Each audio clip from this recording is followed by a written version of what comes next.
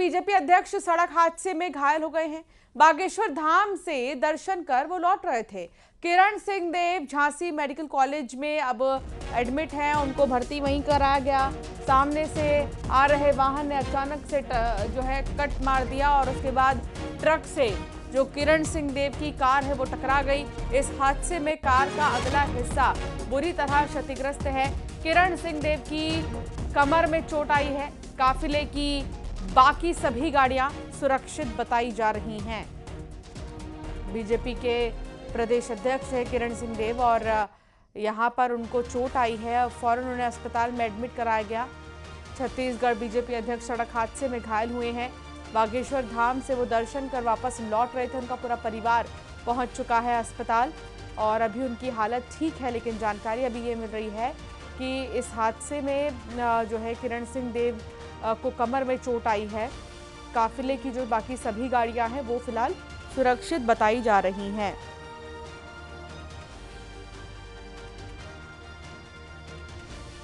सड़कों पर नेता भी सुरक्षित नहीं है क्योंकि तेज रफ्तार का कहर देखने को मिल रहा है। किरण सिंह देव सड़क हादसे में घायल हैं और कांग्रेस के प्रदेश अध्यक्ष दीपक बैज ने संवेदना जताई है। सोशल मीडिया पर उन्होंने पोस्ट कर संवेदना जताई और सड़क दुर्घटना में घायल होने की सूचना मिली। दीपक बैज ने लिखा, उनके शीघ्र स्वस्थ होने की प्रार्थना करता हूं। ये दीपक बैज ने सोशल मीडिया प्लेटफॉर्म पर एक्स पर एक पोस्ट किया है और किरण सिंह देव के लिए लिखा कि स्वस्थ होने की प्रार्थना है उनके। बीजेपी के प्रदेश अध्यक्ष श्री किरण सिंह देव जी के सड़क दुर्घटना में घायल होने का समाचार प्राप्त हुआ। मैं उनके शीघ्र स्वस्थ होने की कामना करता हूं, प्रार्थना करता हूं। ये दीपक बैज ने सोशल मीडिया पर लिखा है। अभय श्रीमाली हमारे साथ हैं। अभय, क्या जानकारी मिल रही है? क्या वो ठीक हैं? उनके हेल्थ को लेकर कोई अपडेट?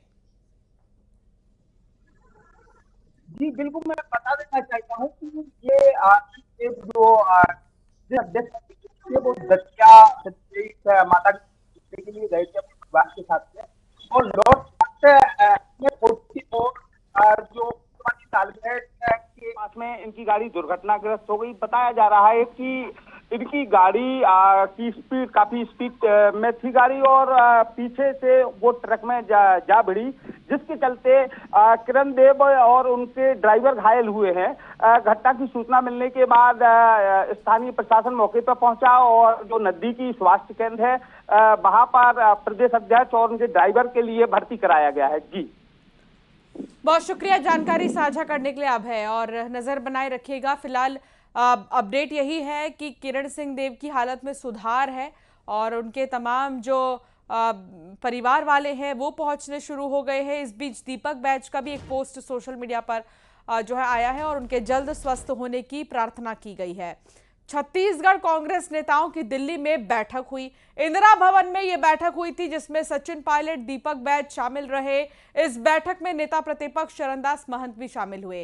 केसी वेणुगोपाल भी इस बैठक में शामिल हुए। बीजेपी को घेरने की रणनीति जो है इस बैठक में बनाई गई है। छत्तीसगढ़ कांग्रेस नेताओं की दिल्ली में हुई बैठक। इंदिरा भवन में यह महत्वपूर्ण बैठक हुई और सचिन पायलट, दीपक बैज इसमें शामिल हुए। इसके अलावा केसी वेणुगोपाल भी शामिल थे इस बैठक में और इसमें बीजेपी को घेरने की रणनीति जो है बनाई गई है।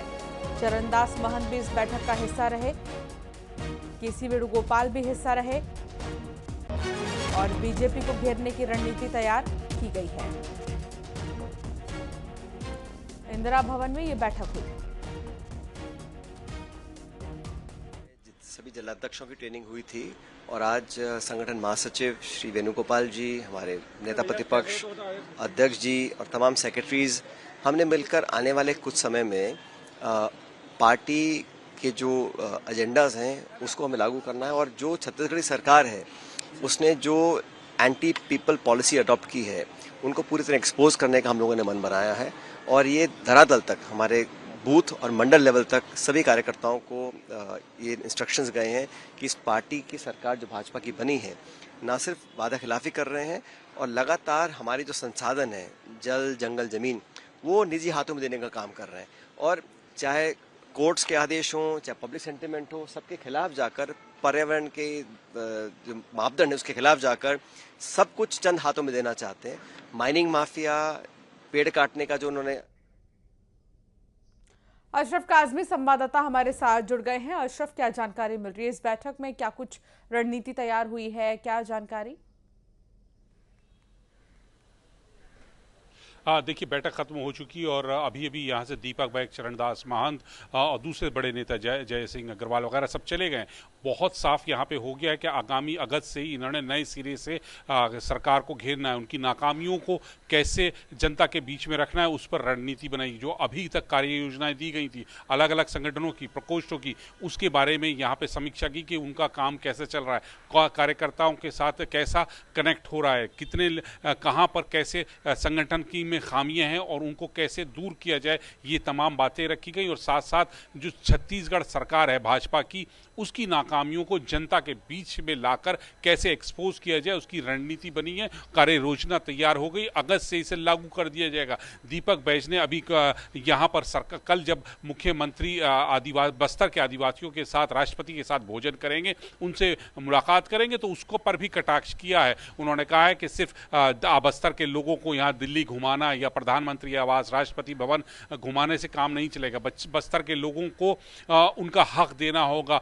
राष्ट्रपति खुद आदिवासी हैं, जो सरकारें उनके खिलाफ कार्रवाई की, उनके हक छीन रही हैं, जंगल जमीन का हक छीन रही हैं, क्या वो उसको लिए दिलवाएंगे, शिक्षा दिलवाएंगे, रोजगार दिलवाएंगे? इस सब पर बात करें। यहाँ पर घुमाने से बस्तर के लोगों का भविष्य नहीं सुधरेगा, न बस्तर का विकास होगा। तो उन्होंने बस्तर को लेकर प्रधानमंत्री, अब मुख्यमंत्री की जो कल की राष्ट्रपति के साथ मुलाकात है उस पर भी तीखा हमला किया है। जी, बहुत शुक्रिया अशरफ जानकारी साझा करने के लिए। और चलिए खबरों में आगे बढ़ेंगे और बात करेंगे कांकेर की, जहां सुरक्षा बलों ने 4 आईईडी को बरामद किया है। खड़का और नीलगोंदी गांव